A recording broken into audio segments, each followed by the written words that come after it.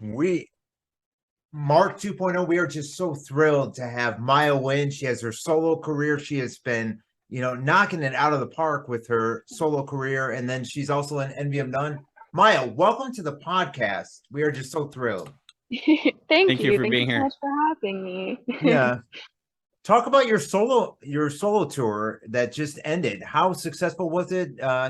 Name some of your favorite tour dates, the cities. Go right ahead. Yeah, man, it's like we're right at the end of it. So we're heading home right now. We're in Reno on the way Mhm. back, and it was really fun. And it was mostly house shows. So we booked shows through a house show network, but then we also reached out to fans and we're like, hey, if you want to host a house show, let us know. And so some of the places that we stayed at and hosted shows that were at fans' houses, which was really, really fun. Um, and it was a really great tour. It was all listening rooms, house shows, and really intimate venues. And that was really amazing for me. I've done a lot of shows at bars and coffee shops and things like that in the past, and you just end up as background noise, and it's so nice to have a listening room where people are just there to see you and they listen, and it's more of a performance, and it's really, I really appreciate that. So it's been really fulfilling, and makes my heart happy that people came out just to listen and hang out, and we had a good turnout at all the shows, so it was good. How did Envy of None come about? I mean, that must be a great story. I mean, how was the band formed? You can't get much bigger than Alex Lifeson.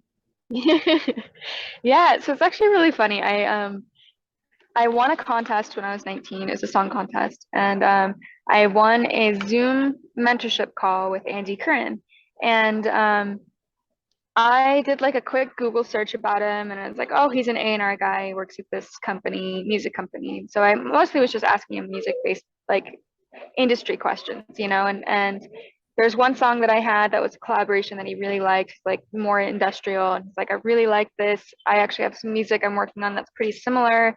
And so I was like, oh, well, if you ever need a singer, let me know. And he took me, I wasn't thinking much about it, honestly. I was just like, oh, this sounds like something that'd be fun to do. And we started working on some music together. And then like 3 songs into it, he called me and was like, hey, so I showed this to my buddy Alex, and he loves it. He wants to play some guitars on these songs. And I didn't have any context when he was just like my buddy Alex. And so I was like, oh, okay, cool, awesome. And then he's like, do you know Alex Lifeson from the band Rush? And I was like, yes. What? Of What? course. What? Oh my goodness. So then, of course, I got to know Andy a little bit more, and his how he worked for Russia's management team, and his career with Coney Hatch, and I was just completely oblivious to it until it was like suddenly I'm in a group with Alex Lifeson, and what? I'm so Oh confused. my Wow. gosh. I just stumbled into it. Honestly, it was really funny. I tell him for me, I was supposed to be at his concert in Phoenix in like 1984, but I got sick. Tell him I'm really sorry. I know he's all broken up about it. I My know. mom would not let me go. She just would not Yeah. let me out of the house. I'm so I sorry. think he mentioned that when we were hanging out. He's like, I feel there's a this little one better. show. I never got over Brian that, did not really. show up. Yeah, exactly. Now, what about your acting? You are an actress too, or did you just focus on you got so much going on with the music. How would you have time to do that also? Excuse me, but how old are you? Yeah, I'm 25. Quite the Yeah. overachiever, aren't we? Yeah. exactly. For It's an so actor. funny Oh in my this gosh. industry, like 25 sometimes feels really young and sometimes it feels really old, you know? Like Mm. there's that feeling of like, oh, I'm aging out of that like young and I don't But know. you It know that what? That feeling comes and goes all through your life, and you get amazed yeah. at what great feelings you get as you get older. Just ask Alex. Yeah, exactly. Yeah. Yeah. So I feel like I'm in that sort of like weird in between state of like I feel both old and young at the same time in this weird way in this industry. But like, yeah, I feel like I've done a lot in the last few years, especially. I've been working on a lot of films as well. And I just filmed a movie called Powder Pup. And it's a talking dog, snowboarding dog film. It's like a kids movie. Um, It's like a Lionsgate subsidiary, and it's not a huge production, but it was really cool to be a part of it. And How'd you get involved in that? yeah, so I've worked on films for a long time. I worked on started working on films when I was like, it's a very loud truck. Okay. But I can Yeah. still hear you. yeah. Your microphone is So can real I. good. It's Okay, great. great, perfect. But I started working on films when I was like 17, 18. I interned with a sound team, so I was a sound intern. And I just made some connections that way. I worked on my first film when I was 17. It was a horror film, like a small independent horror film that I got to act in as well. And I've always wanted to act, and so I just maintained those contacts. And Ari Novak, the director, I met on a different film that I was working on, and then I wrote the end credit song for that film. It's called Love Unleashed, and another talking dog film, kind of his specialty. And Oh my it was very gosh. cute. Yeah. And so he's like, I'm keeping you in my contacts. It's like, if you ever have a role for me, let me know. And I almost did an action film with him, but they didn't end up making it, but they did cast me in that. And then he came back around and was like, hey, I've got this other film, would love to have you in it. And it had been a while since I had snowboarded, so I was a little nervous. So, because they're like, do you have snowboarding experience? And I was like, yes, but it's been a while. So, I was practicing. You're like, who said that? Yeah. And, it was really fun. I had a stunt double, thankfully, who was like a 6-foot dude with a wig on, and he's doing all these flips, and I'm gonna Oh look my so goodness. cool. That must have been just like really fun. Yeah, And it was really dangerous. fun. Yeah, I had two really bad falls on set, but other than that, everything went smoothly. It was like face planted twice. I Twice in a would row. not do Very that. There's no way. So, gosh, you've done so much. Maybe we should back up a little bit because we've talked to some really awesome kid actors who've done some really awesome things already. And you remind me of them quite a bit. So let's back up to where your parents are. Are they born here in the United States and everything? Where are they born? Yeah. But they're not really. It's really funny. Like, I come from a family of mathematicians and computer programmers. Wow. Like a lot of. I mean, the interesting thing is that there are still musicians in my family, but they almost end up doing something else, like engineering or teaching at universities, or I have Basically, you're one from a line of geniuses. very smart family, yes. And like my dad got a perfect score on the SATs, and was Wow. like, I've I never don't heard of know. anybody doing that. No. Oh I know, my. right? Like my Yeah. dad is, yeah. And my mom is a math professor at a university and is doing like really specific math research, and she's really smart. And I'm like the weird musician in the family. So But I mean, you also saw that the bar in your family was way up there. And so I think you're doing pretty darn good as a musician. I mean, they yeah. did good Without a doubt. academically, and you were equaling them with your I saw your YouTube. I saw that thing you're live streaming, and it was just brilliant. Oh, thank you. No, it It was really like was. first I was like, oh my gosh, we're dealing with someone like super smart here. And then I was like, and look at her guitar playing. I kind of do some of the same kind of stuff. I'm like, she is like really good. And then can you tell me a little about that book that it's about first? Yeah, so I did a series of sort of arrangements on my YouTube channel. Like started 2 years ago doing this when the book came out. It's a prequel to the Hunger Games, and it had all these songs in it that were just lyrics. And so I took these songs and I made them into actual songs because I kept hearing melodies as I was reading the book.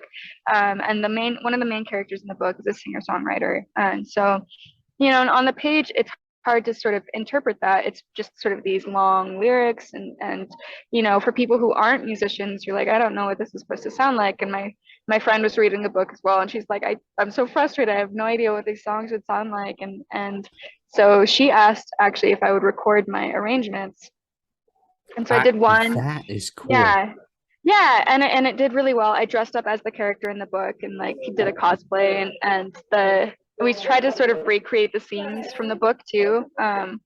That each of the songs happen, and it was really fun. They started to get really popular, and I mean the Hunger Games fandom is so huge, and so it Oh was really yeah. cool to sort of tap into that, and I started getting fan mail from like girls from Poland and Sweden, and somebody crocheted me a cute little whale, and they made fan art and like sent it to me in the mail, and it's like the coolest thing ever. And on this tour, I've been signing people's books, and and it's just been like the coolest thing for me to be a part of that. And then there's some drama there because Lionsgate acquired the rights to make the book into a film, and then Mm. they came after me and they're like, we want you to take all of your videos down. Ugh. Oh, And Oh, it's constant like, legal mumbo jumbo. Yeah. Forget. yeah, and it's such a gray area because technically I wrote the music, but I don't own the lyrics. And so it was like, oh I don't yeah. know what I can do. And it was really sad. And I But ended that up was making a really video. good. And they're like, wait a minute, Yeah. there's money to be made I was here. like, We can could you just hire me, please? something. I mean, that just like took me right away. And I hope people who saw that see this because you just kind of again enlightened me on what that whole thing was about. That makes a lot more sense to me now. But Yeah, I yeah. wish I had more time, but we were just so busy. And I saw briefly what you were doing. I'm like, this is really amazing. But yeah. Thank you. Yeah, Mhm. it was really fun. And like it was just one of those things, and in this day and age with the music industry, you get these little rises and falls on social media. Sometimes you post Sure. something and it does really well and you're like, oh my God, I'm doing so good. And then, you post another thing and it's kind of down here, and that was sort of like a year of like, whoa, everything's doing so well and all these people are watching my videos and there's so many comments, and like it was like that high of like, wow, we're doing so good. And then it sort of slowly started to die off again. And it's just like it's such a weird industry right now, and you just got to kind of ride the waves and do what you can. And it's been fun. It's been really fun. Mm. And it was really smart what you did too. And I've seen iTunes do weird things to where even top performers with all the money behind them are getting beat out by a song just because it was making fun of something trending or something like that, and Exactly. Yeah. Hmm. it's Yeah. cool what you had the idea about those songs, and somebody's going to see that and go, you know what, let's head down that road or something like that. So you're building bridges, Yeah. I think, is what you're doing. It's very, very impressive. Thank you. So, Yeah. so you're doing that kind of thing recently. I mean, you're coming off your tour now. Yeah, it's really weird. So I have the Envy of None project, which is, heavier alternative rock, with Alex, and that, tapped into the Rush fan base, which is obviously massive. And, obviously it's very different than Rush. And so a, a portion of that audience was into it and was like, yeah, I like this. I like that it's not Rush. And and then a portion of those people were like, hey, I really like Maya Wynn's music, because it's also different from Envy of None. It's like two steps away from Rush, two steps removed.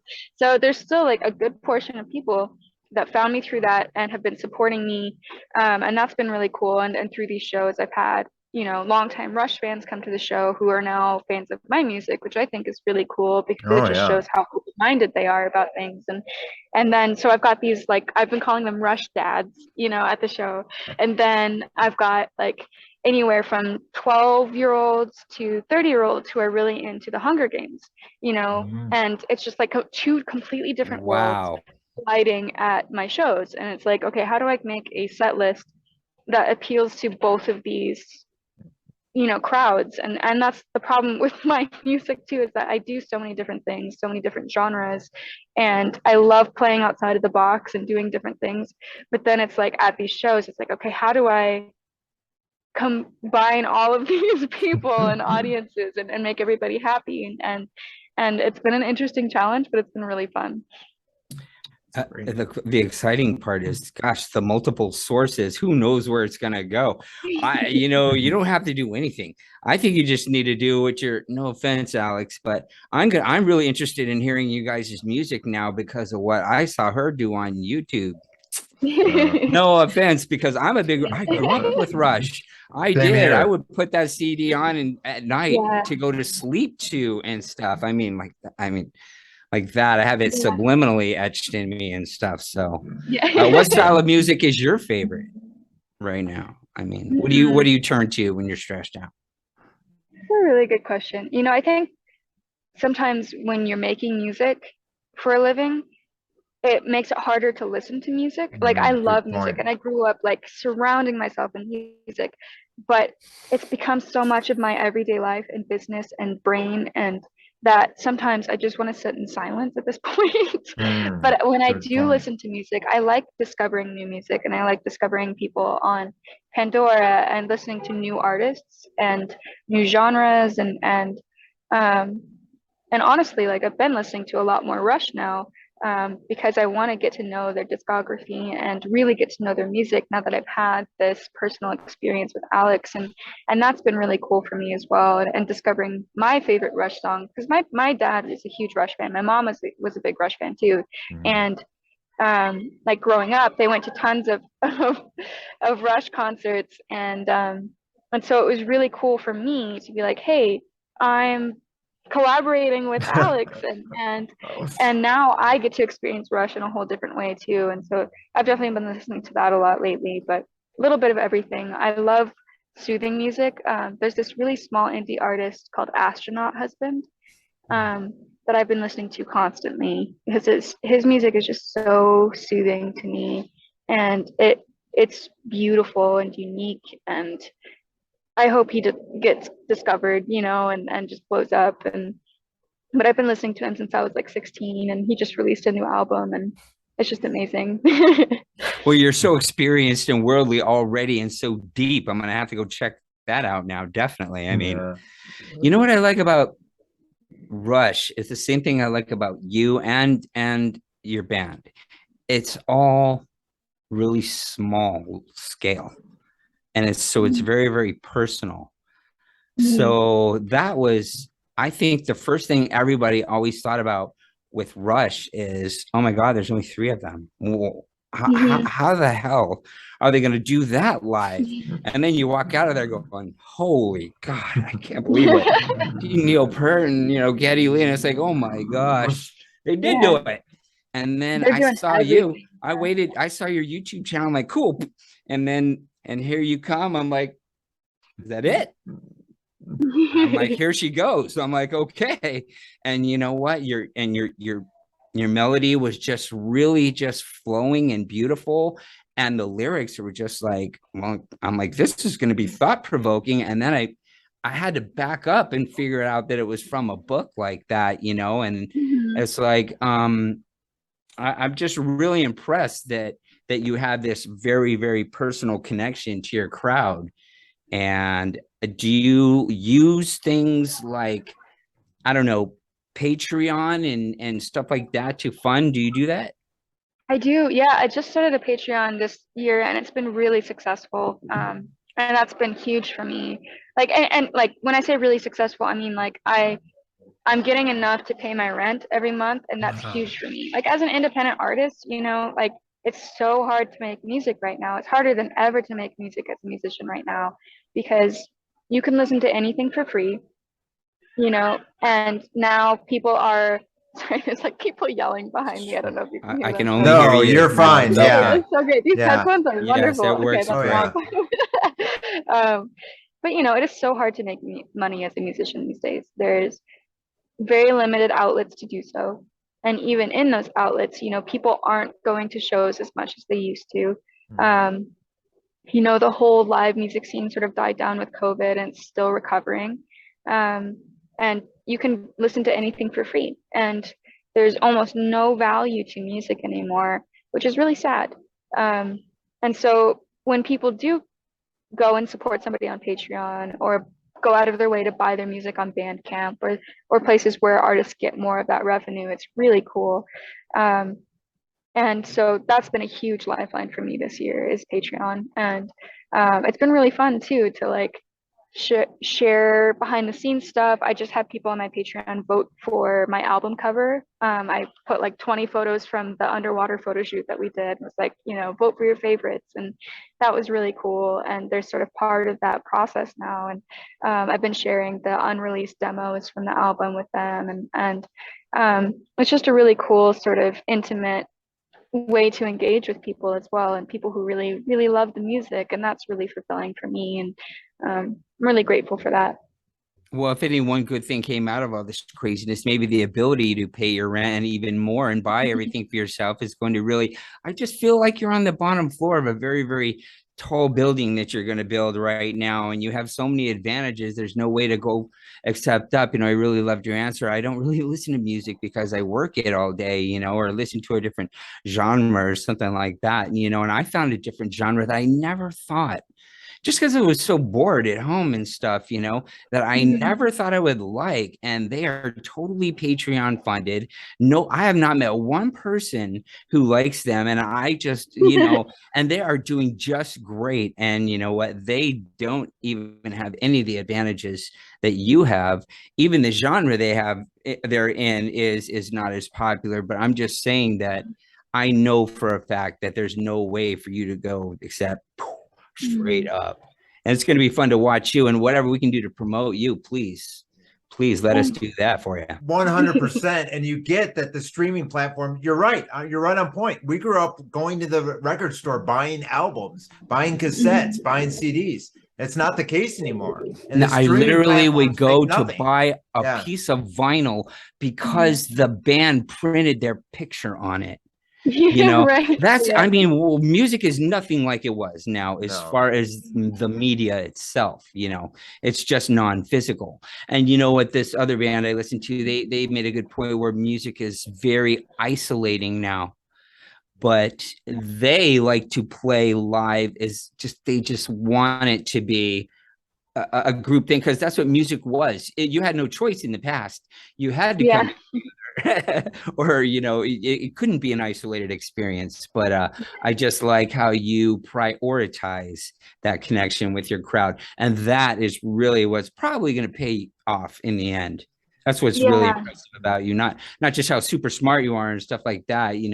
I just think that like YouTube is probably this nuclear bomb just sitting there. You don't even know you're sitting on it, and one day, one video later, you're just going to be able to do anything you want. Let's say you had unlimited money right now and you wanted to do your own thing. What would that look like, do you figure?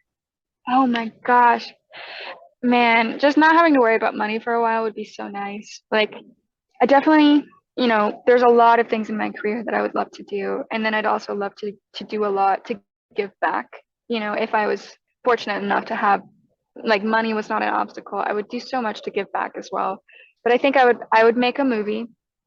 I would make a movie I was really passionate about, that I got to act in, and work with people that I really want to work with, that we just don't have the funding to make these projects that we really want to make. I would obviously finish my album. I would tour across the world. That'd be so cool. I would just create things all the time and create really beautiful and meaningful things.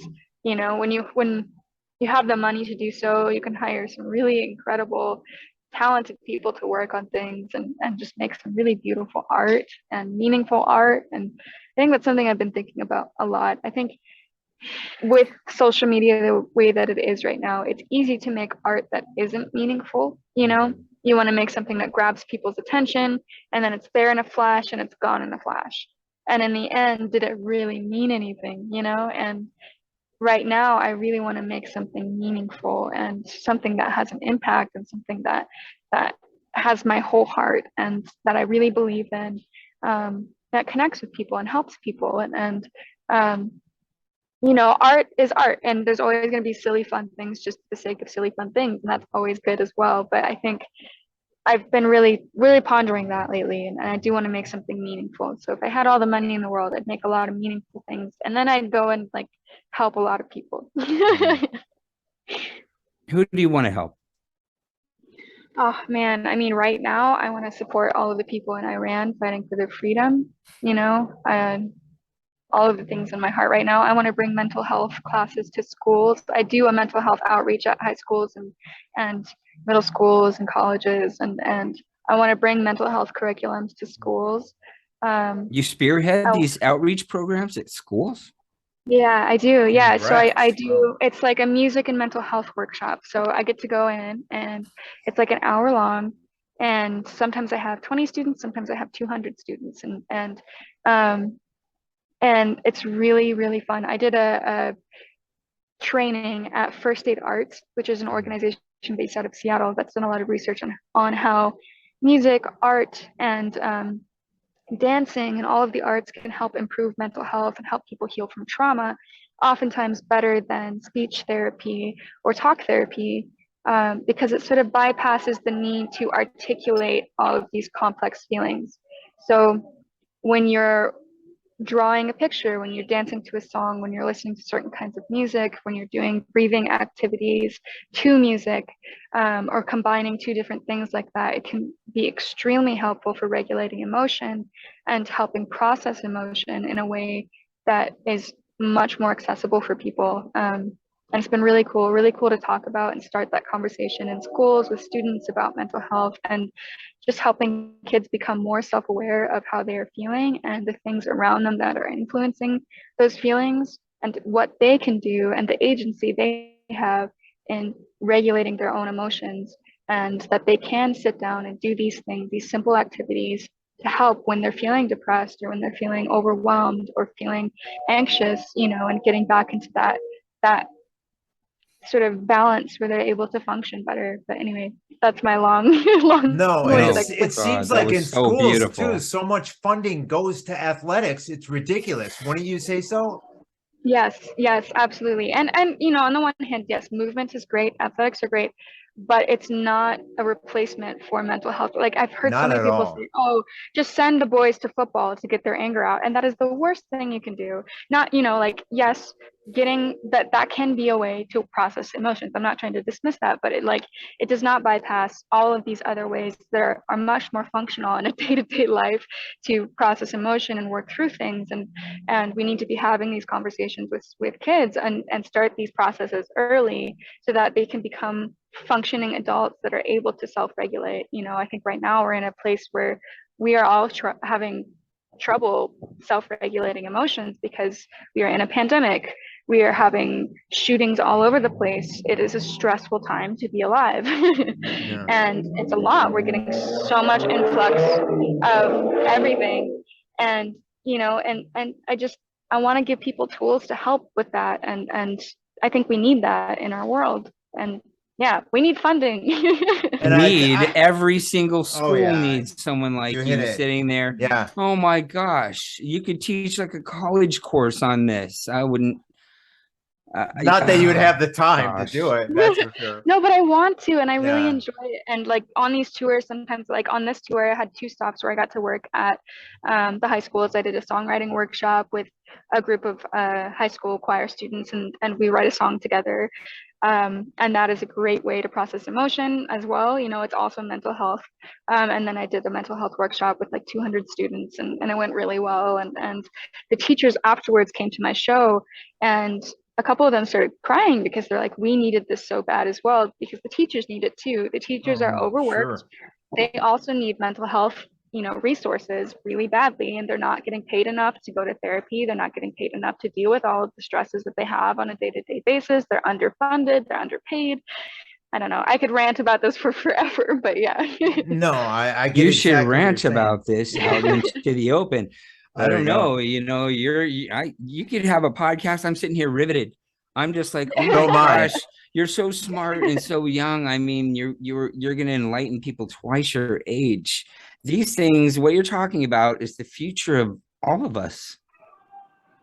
What's Yeah. more important than that? The kids themselves, the people. I mean, they have no one to turn to often. And you're this is a whole new outlet theory that would just work so well. And I'm sure you stop and prove it every time, and there's no one to pick up the ball when you leave. I mean, is there? Yeah. Yeah, well, honestly, like the teachers came up to me afterwards and were like, we're going to start implementing some of these things in our every day with our classes because this was so needed and it helped us so much. Um, and like I had students message me afterwards, like, I had a really hard time today, and the things that you taught me really helped me today. And that's really like, Mhm. that's if that's all I did in this world, that was really awesome, like that's great. And that's really fulfilling for me too, because that's like you're making a difference and you're helping people, and that's what it's all about. You are definitely changing lives in the Sure. wake of your good deeds. Very, very impressive. I didn't think I could be any more impressed, but here we are.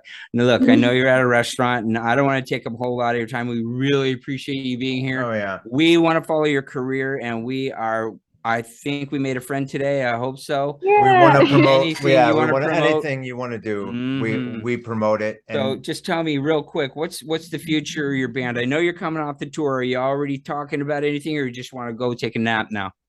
Yes. Yeah, I'm actually still working. So I have my album that I'm really close to being done with that's going to come out. And that's just my solo Maya Win record. Um, and I'm very excited about that. And that has a lot of heart in it. And Is then I'm that what also your working. Patreon crowd gets when they sign up?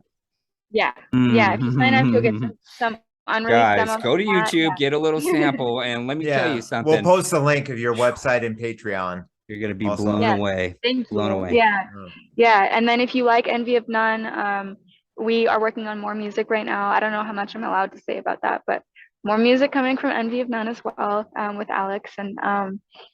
And I'm very excited about that. And then I'm also working on a short film that I'm working on music for, and it's going to be animated. I also don't know how Yay. much I can say about that, but I'm very excited about that as well.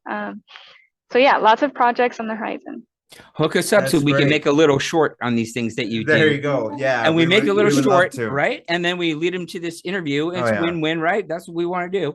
If Yeah, you, a win-win. yeah. So gosh, thanks so much for being And here. you're It's really touching just so many different demographics. And one thing you touched upon is you're doing some, no offense to like Boys and Girls Club, because I used to mentor with Boys and Girls Club in Chicago, but you're doing something that they really can't do because they're so structured where you go there and you just help them with their homework or you play basketball or whatever, and you're doing something completely different. Yeah, yeah, yeah, and it's a different set of tools, and to me, it's like I want to give them the tools so that they can help themselves in a way. Obviously, we all need each other and we need support, but we don't always have that in our lives, and so giving kids the tools to really help themselves is what I really would like to do. Yeah. Yeah, how many rock stars are like stopping on tour at a couple schools to do this, something like this? None. Unbelievable, you are. Very, very cool. Very cool. Thank you, guys. Yeah. You got any more questions, Mark? No, we really appreciate this, and just she keep doing looks what you're like doing. She could enjoy the rest of her time with her friends, and thank you so much for being here. Hey, this was an honor. Thank you, guys. Thank you, guys. Thank you, Mark. Thank you, Brian. Thank you. Take care. Take care. Thank you. Great.